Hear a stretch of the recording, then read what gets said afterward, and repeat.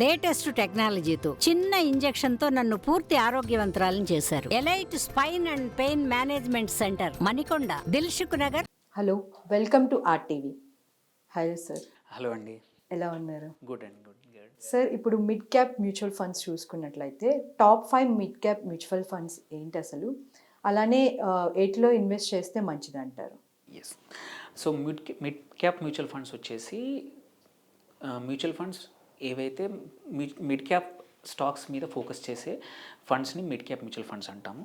So మన Indian market సిచ్యువేషన్లో తీసుకుంటే మార్కెట్ క్యాప్ ప్రకారం 51 నుంచి 250 మార్కెట్ క్యాప్ మీద ఉన్న వాటిని మిడ్ క్యాప్స్ అంటారు. సో ఈ 200 stocks are called mid cap stocks అంటారనమాట. సో అది ఫస్ట్ 50 వచ్చేసి large cap, next 200 stocks are mid caps. Okay. So ఈ మిడ్ క్యాప్ 250లో చూసుకుంటే ఒక 60 to 65% ఒక మ్యూచువల్ ఫండ్ స్కీమ్ ఇన్వెస్ట్ చేస్తే వాటిని మిడ్ క్యాప్ ఫండ్ అంటారు. సో మనకి క్లోజ్ టు 30-32 ఫండ్స్ ఉన్నాయి ఇండియాలో. మొత్తం మ్యూచువల్ ఫండ్ కంపెనీస్ 45-46 ఫండ్స్లో 30 కంపెనీస్కి మిడ్ క్యాప్ స్కీమ్స్ ఉన్నాయన్నమాట. సో యూజువల్లీ మిడ్ క్యాప్స్ వచ్చేసి లార్జ్ క్యాప్స్ని కంపేర్ చేసుకుంటే కొంచెం వొలటిలిటీ అంటే హెచ్చు తగ్గులు ఎక్కువ ఉంటాయి. సో మీది ఇన్వెస్ట్మెంట్ మనం పెట్టే డబ్బులకి, పెట్టుబడికి ఒక 3 నెలలు 6 నెలలే అనుకోండి, మిడ్ క్యాప్స్ సరిపోవు, ఆర్ 1 year అయినా సరిపోవు. ఎందుకంటే మిడ్ క్యాప్స్ వచ్చేసి కొంచెం వొలటిలిటీ ఎక్కువ ఉంటుంది కాబట్టి ఐడియల్గా ఏంటంటే 4-5 సంవత్సరాలకి, 3 సంవత్సరాలకి, ఎస్ఐపి అయితే 4-5 సంవత్సరాలకి, ఈవెన్ లంసమ్ అయినా సరే అట్లీస్ట్ 3-4 years అయితేనే ఏమైనా వర్స్ట్ సైకిల్ ఉన్నప్పుడు మంచిగా అంటే మార్కెట్స్ పర్ఫామ్ చేస్తున్నప్పుడు అంతా బాగానే ఉంటుంది. ఒకసారి మార్కెట్ కానీ ఏదైనా నెగిటివ్ సైకిల్కి వెళ్తే రికవర్ కావడానికి లార్జ్ క్యాప్స్ తొందర రికవర్ అవుతాయి అండ్ పడ్డం కూడా తగ్గుతాయి. వేరేస్ కొంచెం లార్జ్ క్యాప్ కన్నా మిడ్ క్యాప్ కొంచెం ఎక్కువ పడే అవకాశం ఉంది అండ్ ఆల్సో రికవరీకి కూడా ఎక్కువ టైం పట్టుద్ది. సో అందుకోసమే కొంచెం లాంగ్ టర్మ్ అయితే తప్ప అంటే ఇన్వెస్ట్ చేయొద్దు మిడ్ క్యాప్లో. సో మిడ్ క్యాప్లో చూసుకుంటే లాస్ట్ ఫ్యూ ఇయర్స్ నుంచి మంచి రిటర్న్స్ వస్తున్నాయి, ఎందుకంటే మార్కెట్స్ బాగున్నాయి, మంచి రిటర్న్స్ ఉన్నాయి. మనం కేటగిరీ యావరేజ్ తీసుకున్న లాస్ట్ ఇయర్లో, క్యాలెండర్ ఇయర్లో తీసుకుంటే క్లోజ్ టు 55-60%, 55% కేటగిరీ యావరేజ్ ఉంది. Okay. So one of the good year market last calendar year తీసుకుంటే.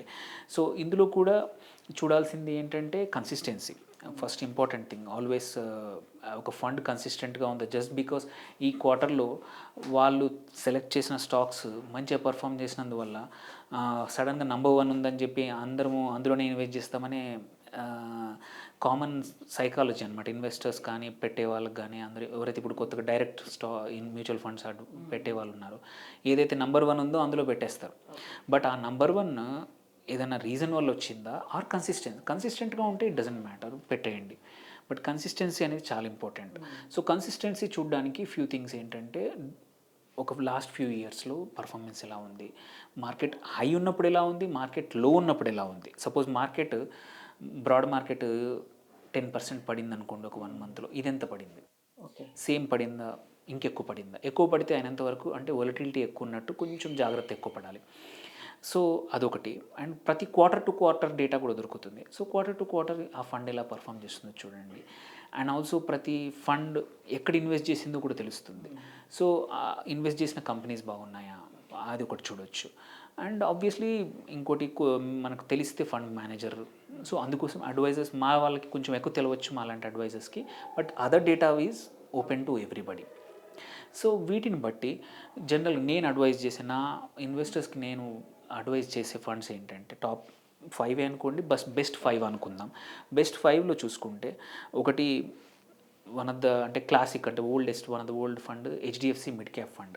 Okay. So this HDFC mid cap opportunities fund చాలా సంవత్సరాల నుంచి very good fund and big fund. So పెద్ద fund కాబట్టి expense ratio కూడా తక్కువ ఉంటుంది అన్నమాట. ఏంటంటే 10,000 కోట్లు కన్నా ఎక్కువ ఉంటే ఇంతే ఎక్స్పెన్స్ రేషియో ఉండాలని సెబీ ఆల్రెడీ డిటర్మైన్ చేసింది. చిన్న ఫండ్స్కి, చిన్న ఏఈఎం ఉన్న ఫండ్స్ ఎక్స్పెన్స్ రేషియో ఎక్కువ ఉండొచ్చు అనమాట. సో అందుకే పెద్ద ఫండ్స్ యూజువల్ అడ్వాంటేజ్ ఓల్డ్ పెద్దవాటికి ఏంటంటే ఎక్స్పెన్స్ రేషియో తక్కువ ఉంటుంది. దెన్ ఇంకొక పాత fund one of the oldest, ఇంకా ఈ హెచ్డిఎఫ్సి మిడ్ క్యాప్ కన్నా ఓల్డెస్ట్ ఏంటంటే నిప్పాన్ ఇండియా గ్రోత్ ఫండ్. ఇది ఇంతకుముందు రిలయన్స్ గ్రోత్ ఫండ్ ఉండేది, ఇది కూడా వన్ ఆఫ్ ద ఓల్డెస్ట్ 93-94 నుంచి నడుస్తూ ఉంది. సో కన్సిస్టెంట్గా టాప్ 5. అండ్ రీసెంట్గా వచ్చిన ఫండ్స్లో చూసుకుంటే quant mid cap fund, wonderful return, consistent performance for last few years. And even ITI mid cap fund, so ITI mutual fund company నుంచి ITI mid cap fund. And ఇంకొకటి కూడా one of the అంటే probably not old but still good fund, Motilal Oswal mid cap fund. ఈ 5 funds తీసుకుంటే last 1 year return చూసుకున్న 55+ returns. Category కన్నా కూడా ఒక 10%, 8-10% హయ్యర్ రిటర్న్స్. కేటగిరీ యావరేజ్ 40-45 అట్లా ఉంటే ఇవి 55 దాకా ఇచ్చాయి. సో బేసికలీ ఏంటంటే మనం ఒక సెలక్షన్లో ఏంటంటే యావరేజ్ కన్నా ఎంత ఎక్కువ పర్ఫార్మెన్స్ అండ్ ఇది కన్సిస్టెంట్లీ ఉందా లేదా చూసుకోవాలి. సో ఈ 5 ఫండ్స్లో ఏవైనా సరే సెలెక్ట్ చేసుకొని మీరు ఎస్ఐపి అయినా సరే లంసమ్ అయితే లంసమ్ కూడా పెట్టుకునే అవకాశం ఉంది. So these are good mid cap mutual funds అండి. Thank you sir, thank you so much. మరిన్ని వీడియోస్ కోసం ఛానల్ ని సబ్స్క్రైబ్ చేయండి, లేటెస్ట్ అప్డేట్స్ కోసం వాట్సాప్ ఛానల్ ని ఫాలో చేయండి అండ్ లింక్ డిస్క్రిప్షన్ లో ఉంది.